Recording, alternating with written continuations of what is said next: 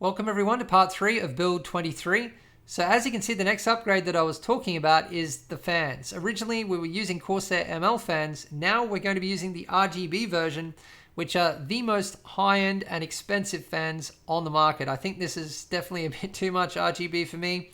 I would probably just set them to one color and tone down the brightness, maybe use the RGB with a future upgrade if I change my color scheme or something like that, but it's definitely the trend these days, and the RGB on these fans does look amazing with the kind of semi-transparent white blades. They have a beautiful glow with the way the RGB is set up.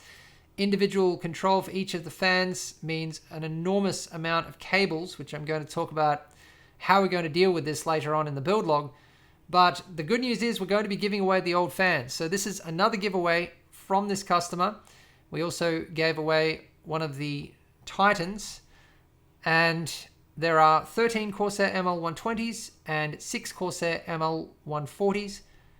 Check the video description for how to enter. I'm working on the case mods, the reservoir mounting plate and mid plate. I actually completed this mid plate already, but I've had to do it again because we changed the pump and res combos and therefore the loop design. And because of all of the inlet and outlet options on these pump and res combos, we can go straight out through the back for the inlets and outlets and drain and fill ports. So that's why there are 4 of them on each one, because we also have a fill and drain port on each one, as well as an inlet and outlet. Now, you'll notice that I'm doing a lot of SMA8 builds lately and at the moment, and we've actually done a different loop design on each one. And one that I'm working on now that you may or may not have seen at this point is build 33, and it has full symmetry for the GPU loop and the CPU loop. Now, the reason I couldn't do that with this one is because of the push-pull configuration on the 480mm radiator and also the EKSLI bridge that we're using, which doesn't allow a parallel configuration. So, I can't have the 2 tubes coming down from the GPUs, only the one. So what we've had to do because of those 2 things is have the GPU loop. So yeah, inlets and outlets for the pump and res combos go straight out the back. But then we come from the outlet to here, across the top of the GPUs. So this is the 24-pin connection, down through the GPUs and then down through the mid plate into the bottom. And then we sneak up around the back to get back up to these ports, depending which side I use for that.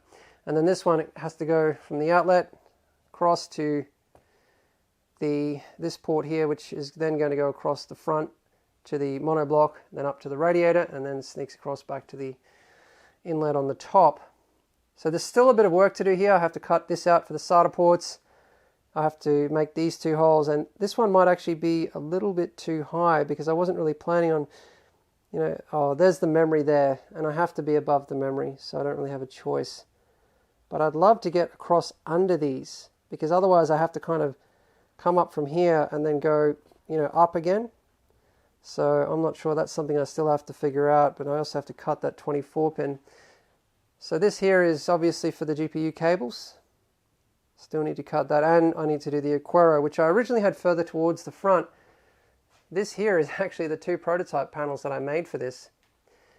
But it's going to be better here because accessing the back of the Aquaero is a real problem. And that needs to be done after the 2 radiators are installed, and doing that from the front is going to be a little bit difficult. So, if the 280mm radiator kind of finishes here, PSU about there, we'll be able to get our hands in to plug all of the connections in to the Aquaero from the back. And also with the reservoirs kind of there and there, they won't be covering it up too badly. And, with the GPUs finishing there. So this should work out fairly well. But yeah, quite a lot of mods for this build.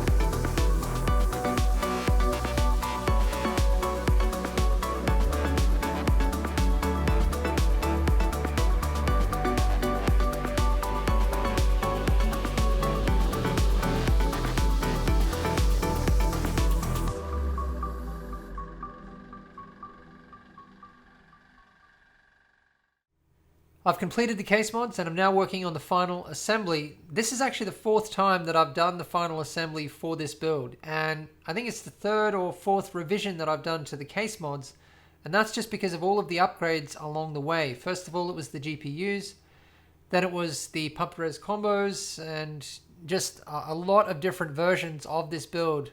And I mean, it's been a lot of fun, but you can see in the end I've just had to cut out the entire mid-plate and reservoir mounting sections of the case.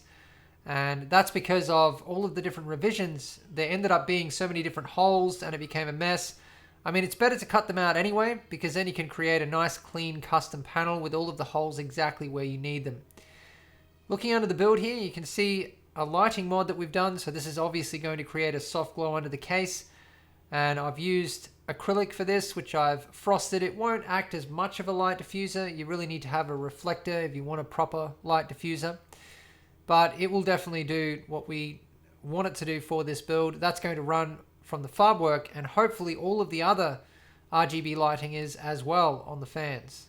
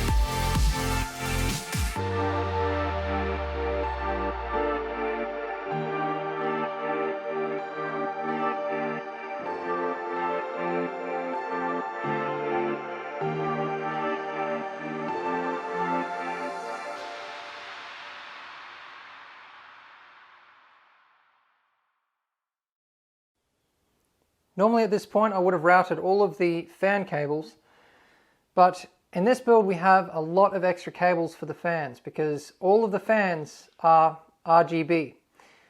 And this is obviously going to be a big feature in this build. Lighting was very important to the customer from the beginning. Originally we were going to have 12 or more LED strips throughout the build, but now that we have the RGB fans we don't need to do that. But these fans actually have a separate set of connectors for the RGB so that they can be individually controlled per fan. And you have to run them off the Corsair Commander and have this whole other setup with all of these other cables, and just an absolute mess is required to run all of these fans. basically it's more than double the amount of cables that you normally need. And you know, that's without a splitter. Like normally you can massively reduce the amount of cables by running splitters. I mean, you guys have seen many times how I do this, running all of the fans into one splitter and having one cable going from there either to the power supply or the Aquaero. So what we've decided to do is completely eliminate the Corsair Commander and that whole set of cables and mess. And you can see that each fan is split into two 4-pin PWM connections. One is for the fan, you know, the normal PWM, RPM control and power. And the other one is for the RGB LEDs. And we're going to be running those off the Fabwerk. But that isn't just a direct connection that you can make. There's a lot of other playing around that we've had to do to get it to work. We've had to change the pin out. And there's something else that we'd like to do, which is split multiple fans per channel on the Fabwerk, because there's only 4 RGB channels on the Fabwerk. We could run multiple Fabwerks, but we don't really want to do that either, you know, unless we really have to. So we're going to run the top radiator off one channel, the 280 off the other channel, the 560 off another channel. And so it won't be individual RGB control per fan, but it will be per radiator.